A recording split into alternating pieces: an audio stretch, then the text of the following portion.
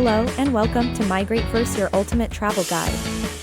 Let's talk about obtaining a Schengen Visa. Let's break it down step by step for easy understanding. How to obtain a Schengen Visa, requirements, processing times.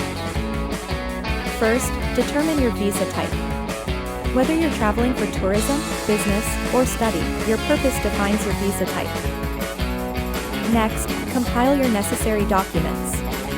These include a valid passport, proof of accommodation, and travel insurance. Then, complete your visa application form. Accuracy is key, so take your time to fill it correctly. Now, schedule your visa interview. Make sure to attend and provide honest, complete responses. Lastly, await your visa processing.